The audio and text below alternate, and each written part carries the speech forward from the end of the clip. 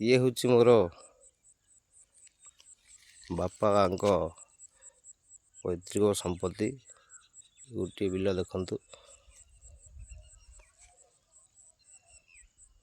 ଚାଷ ଯେଉଁ ଖଣ୍ଡିକ ହେଇଛି ସେଇ ଖଣ୍ଡିକ ଆମ ବିଲ।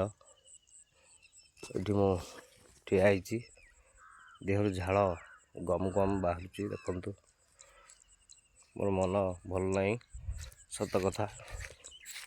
ଦେଖନ୍ତୁ ଆଗ ବିଲ ଦେଖିବା।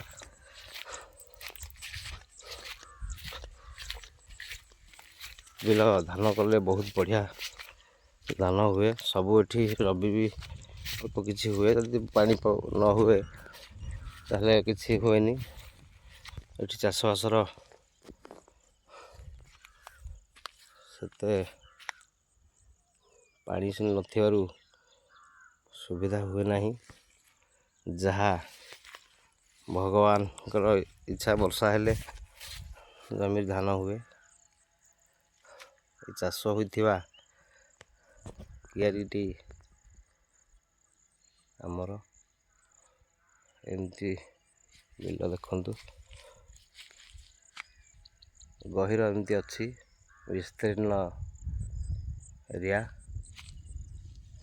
ଚାରିପଟ ବୁଲିକି ଦେଖାଉଛି, ଏ କାଦପଡ଼ା ଗାଁର ଗହିର ଭିତର।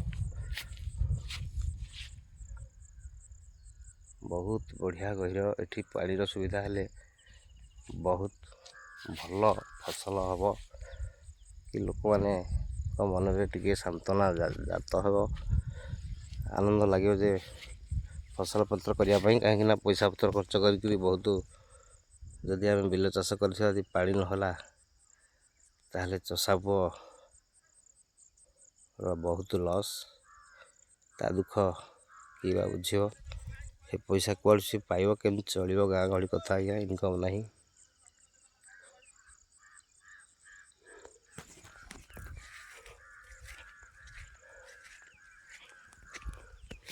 ଏ ଗୋଟାଏ ପଏଣ୍ଟ ଟିକେ ନଜର ଉପରେ ରଖୁଛି ମୋ ବିଲ। ଦେଖନ୍ତୁ, ଇଏ ଆଜ୍ଞା ଗୋଟେ ରାସ୍ତା ଆସିଛି, ହିଡ଼ ଏଇଠି। ମୋ ହିଡ଼ରେ ଠିଆ ହେଇଛି, ନିଜେ ହିଡ଼ରେ। ଦେଖନ୍ତୁ, ସ୍ପଷ୍ଟ ଦେଖିବାକୁ କିଛି ଅସୁବିଧା ନାହିଁ।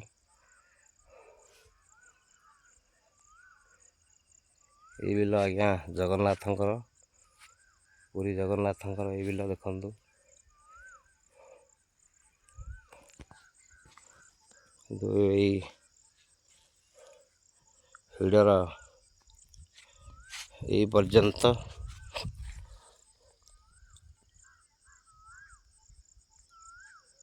ସିଧା ସେପଟୁ, କିନ୍ତୁ ଏତିକି ବାଟ ହାଣିକା ବିଲ ହିଡ଼ ଯାଇଛି। ଦେଖନ୍ତୁ, ମଣିଷର ଏତେ ଲୋଭ କାହିଁକି? ନିଜ ବାପାର ତ ଜାଗା ଯେତିକି, ସେତିକି ଆମେ ଗୋଟେ ଜିନିଷ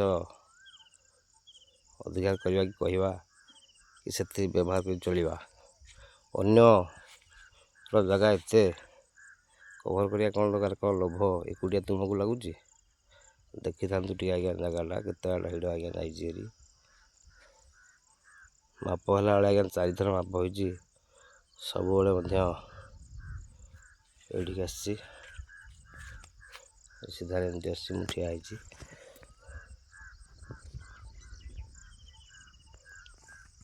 ମୁଁ କେବେ ଆଜ୍ଞା ମିଛ କହିନି, କି କେତେବେଳେ ମୋର ଲୋଭାସକତା ଏମିତି ବେଶୀ ନୁହେଁ, କି ମୁଁ ଏମିତି ପୁଚୁରା ମୁଚୁରା ଭଳିଆ ପ୍ରକୃତିର ଲୋକ ନୁହଁ, କି ମୋତେ ସେ ଲୋକ ମଧ୍ୟ ପସନ୍ଦ ନୁହନ୍ତି।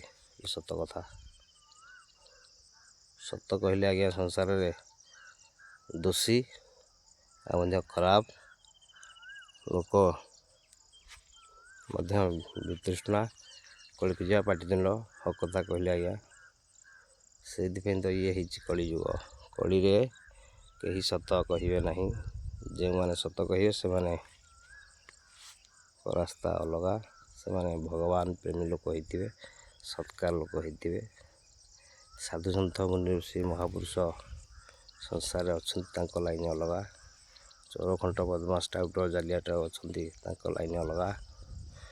ବହୁତ ପ୍ରକାର ସମସ୍ତେ ଅଛନ୍ତି, ମୁଁ କାହାକୁ ବି କହୁନି, କାହିଁକିନା ଜନ୍ମ ହୋଇଥିଲା ବେଳେ କେହି କେବେ ମଧ୍ୟ ଖରାପ ନଥାଏ। ପରିସ୍ଥିତି ପରିବେଶ ସମୟ ସମସ୍ତଙ୍କୁ ପରିବର୍ତ୍ତନ କରିଦିଏ। ସତ କଥା, କାହାର ମନ ହେଉନି ସୁଖ ଶାନ୍ତିରେ ଭଲରେ ଖାଇ ପିଇକି ଚଳିବା ପାଇଁ, କାହାର ମନ ହେଉନି ଆତ୍ମା ଶାନ୍ତି ଖୁସି ଆନନ୍ଦରେ ରହିବା ପାଇଁ। କିନ୍ତୁ କ'ଣ କରିବାକୁ ପଡ଼ିବ ଆଜ୍ଞା, ପରିସ୍ଥିତି ବାଧ୍ୟ କରିଦିଏ ମଣିଷକୁ। ମଣିଷ ବି କଣ୍ଟ୍ରୋଲକୁ ଜଗି ପାରେନି। ଯେତେ ଦୁଃଖ ଆସୁ କଷ୍ଟ ଆସୁ ଯାହା ବି ଆସୁ, ମଣିଷ ଥରେ ଭୁଲ କଲେ ଆଉ ସେ ସୁଧାରି ପାରେନି। ଠିକ୍ ପାଇଁ ବହୁତ ତାକୁ ଅନୁତାପ କରିବାକୁ ପଡ଼େ ଯିଏ ପ୍ରକୃତ ମଣିଷ ହେଇଥିବେ।